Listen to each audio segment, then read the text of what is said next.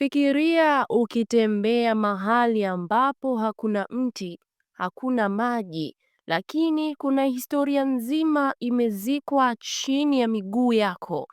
Hili si jangwa la kawaida.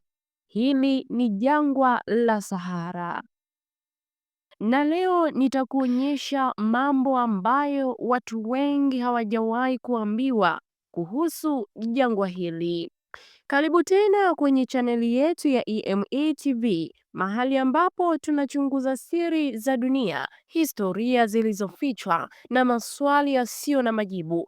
Kama unapenda simulizi za aina hii, bonyeza subscribe na like video hii sasa hivi. Na msimuliaji wako ni mimi Catherine Ngobora. Jangwa la Sahara ni kubwa zaidi barani Afrika na moja ya maeneo yenye siri nzito zaidi duniani. Leo tunaingia ndani ya jangwa hili linaloonekana tupu, lakini ndani yake limejaa maajabu, historia iliyofichwa na maswali ambayo haijapata majibu hadi leo. Sahara haikuwa jangwa zamani. Watu wengi hawajui kuwa miaka takribani 10,000 hadi 15,000 Sahara ilikuwa kijani kibichi. Kulikuwa na mito, maziwa, wanyama wakubwa na makazi ya binadamu. Ushahidi ni huu: michoro ya mapangoni inaonyesha tembo, viboko, twiga na watu wakivua samaki. Hii inaacha swali: ni nini kilifanya paradiso hii igeuke kuwa jangwa la mauti? Miji iliyopotea kwenye mchanga.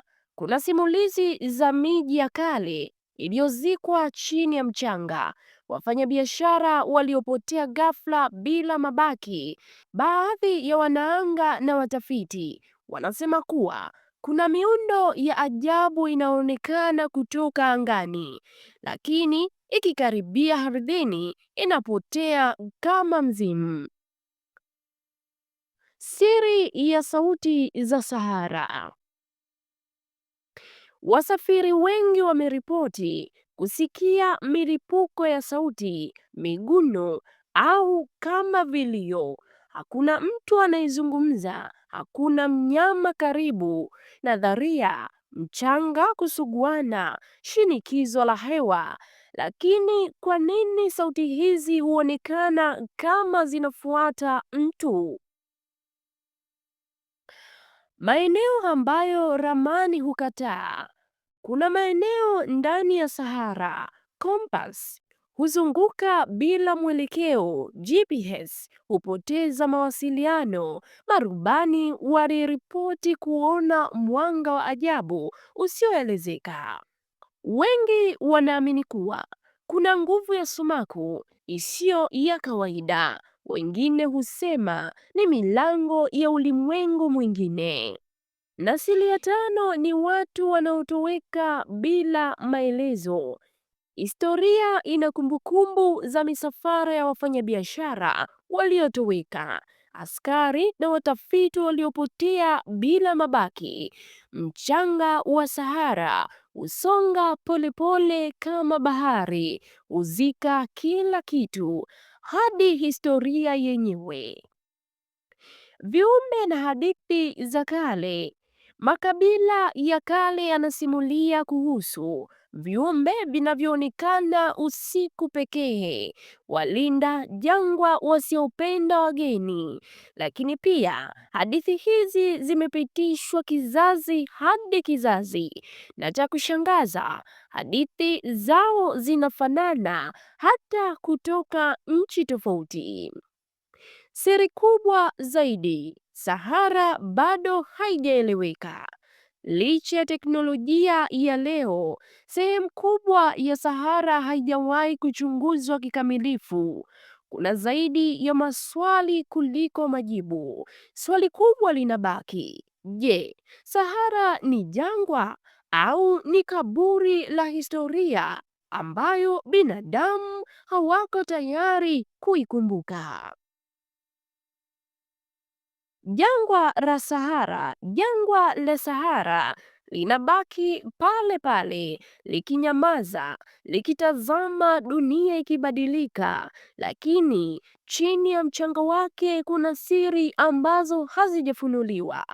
Huenda si kila jambo linatakiwa lijulikane, na huenda baadhi ya siri zimezikwa kwa sababu nzuri.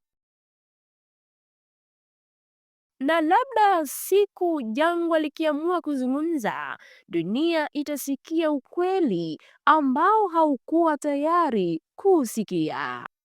Ndugu msikilizaji, na kuachia baadhi ya maswali. Na swali la kwanza, kama ungepewa ramani ya siri ya Sahara leo, ungechagua kuifuata au ungeamua kuacha mambo yasiyojulikana yabaki kama yalivyo? Lakini pia swali la pili, na kama baadhi ya siri za Sahara zilifukiwa kwa makusudi, je, binadamu wako tayari kweli kuzijua? Na swali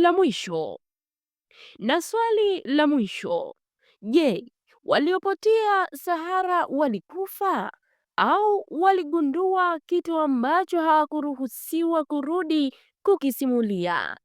Niliyekusimulia simulizi hii ni mimi Catherine Ngobora, na hii ni EME TV.